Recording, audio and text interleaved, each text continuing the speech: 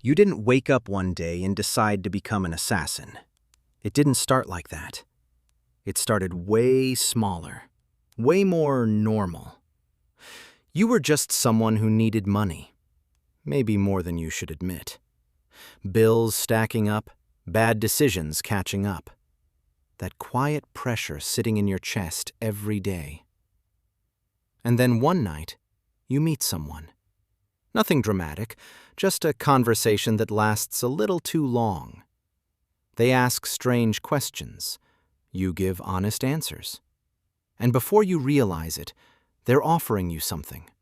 Not a job, not really. More like an opportunity.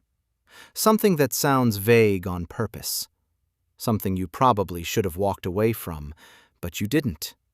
Because the number they mentioned made everything else feel less important. At first, it doesn't feel real.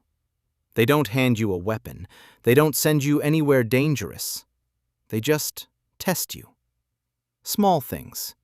Following someone, remembering details, being in the right place at the right time, and not asking questions.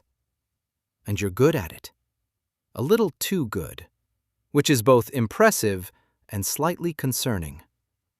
They start trusting you more, or at least it feels like that. The tasks get more specific, more controlled, more serious.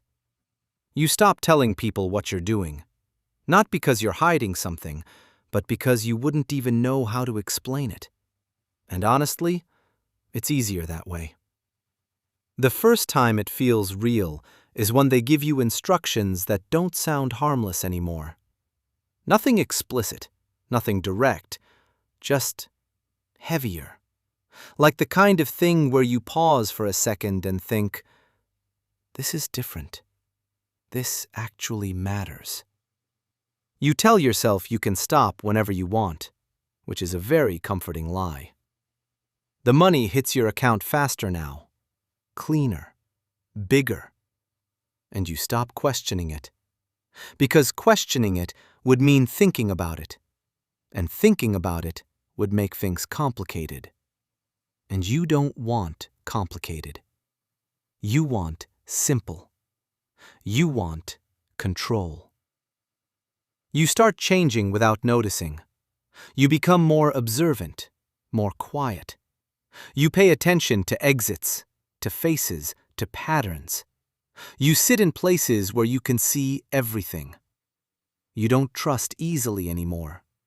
Not because something happened, just because it feels smarter not to. Conversations become shorter, more calculated. You listen more than you speak.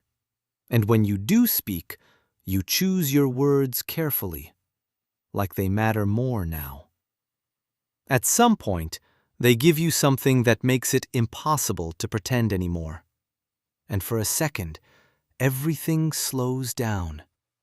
Not in a dramatic way, just enough for you to realize there's no going back to normal after this. And you still go through with it. Not because you're fearless, but because you've already come too far to turn around. And that realization is heavier than anything else. After that, things change. Not outside. Outside, everything still looks normal. People still walk around, talk, laugh, complain about small things. But for you, something shifted.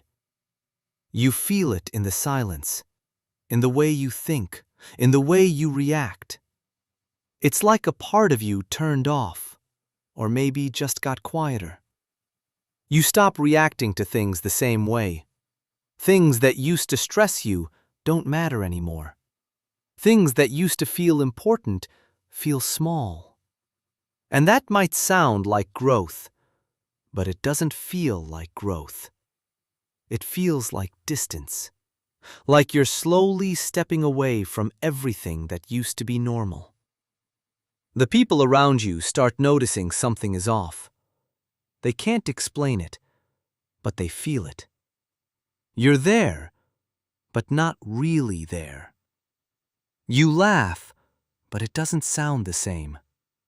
You listen, but you're somewhere else. And you realize you're becoming someone they don't fully recognize anymore. And maybe you don't either. The work becomes routine, which is the strangest part.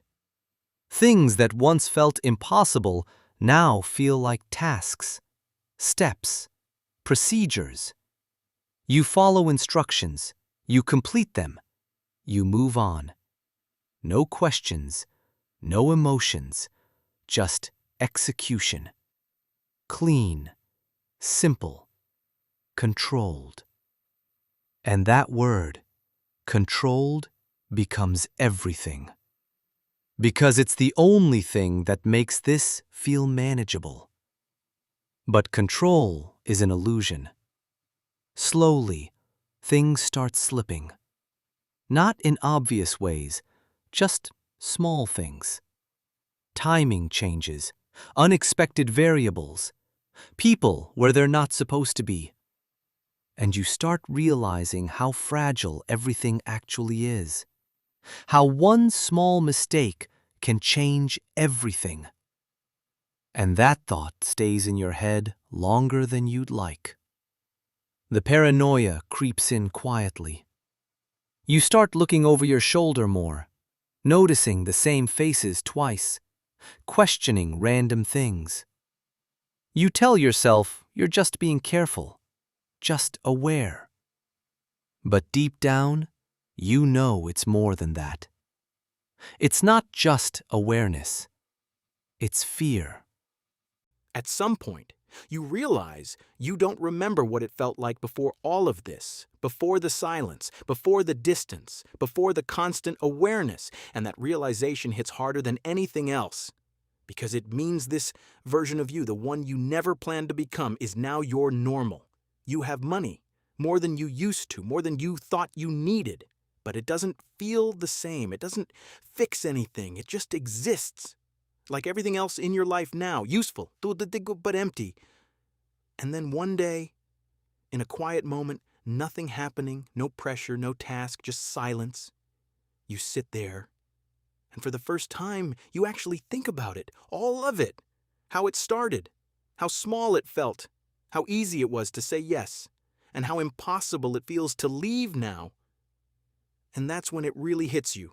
Not the danger, not the risk, not even the things you've done, but the fact that somewhere along the way, you stopped being the person who would have said no. And you don't even remember when that happened.